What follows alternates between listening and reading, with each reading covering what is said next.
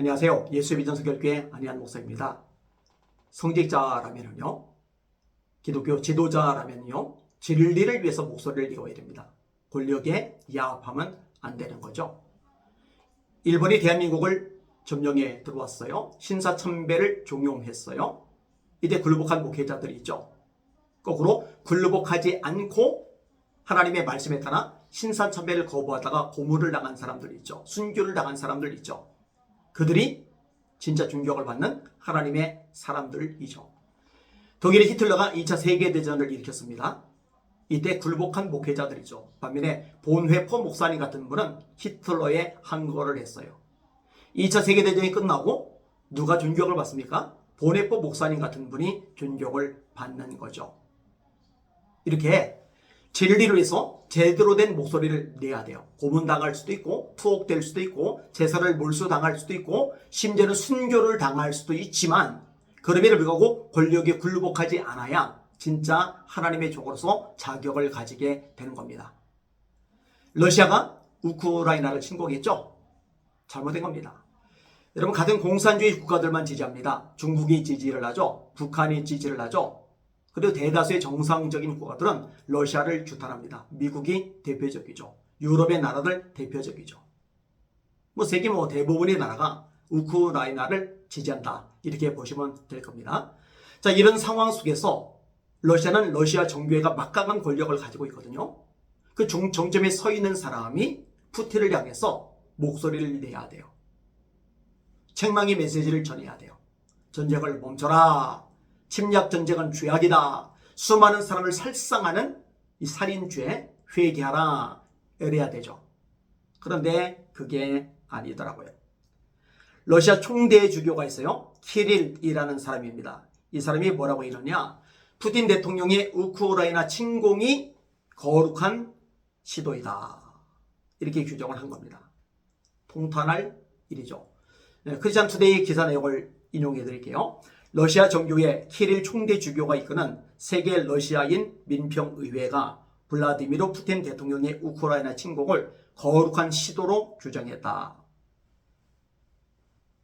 3월 27일 발표한 칙령에서 이번 전쟁을 특별 군사작전이라고 표현하고 범죄적인 키예프 정권과 서방의 사탄주의에 맞서 싸우는 매우 중요한 전투로 규정했다. WRPC, 다시 말해 키릴 대주교가 끄는 거예요. 끄는 단체요.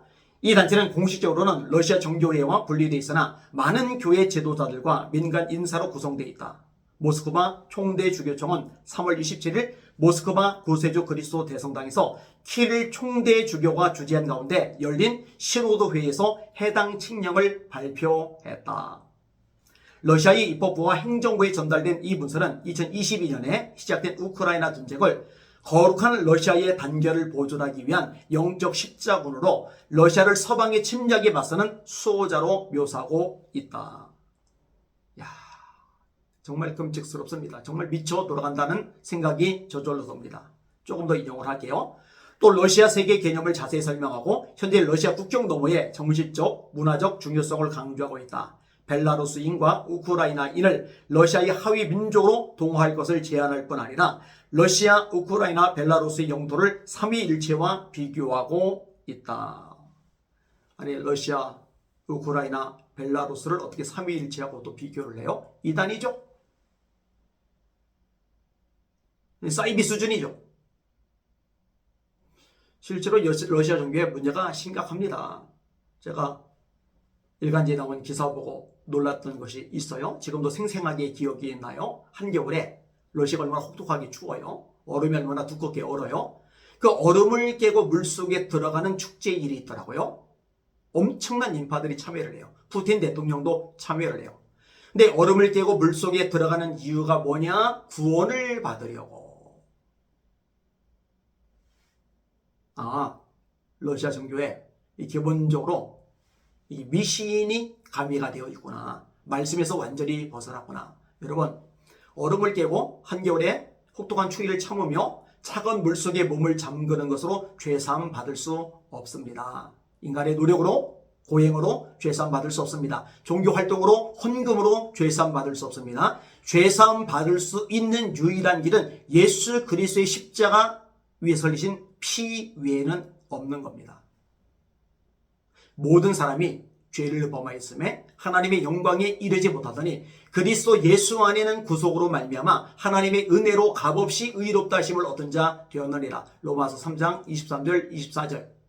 죄의 삭은 사망이요 하나님의 은사는 그리스도 예수 우리 주 안에는 영생이니라. 로마서 6장 23절 말씀.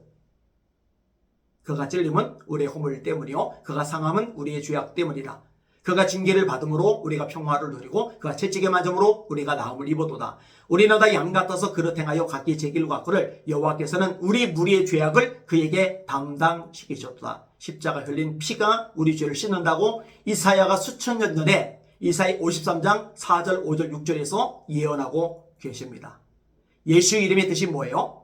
자기 백성을 그들의 죄에서 구원할 자. 마태복음 1장 21절이죠. 아들을 낳으리니 이름을 예수로 하라. 이는 그가 자기 백성을 그들의 죄에서 구원할 자이심이라. 히브리서 9장 22절 피 흘림이 없은즉 죄사함이 없느니라.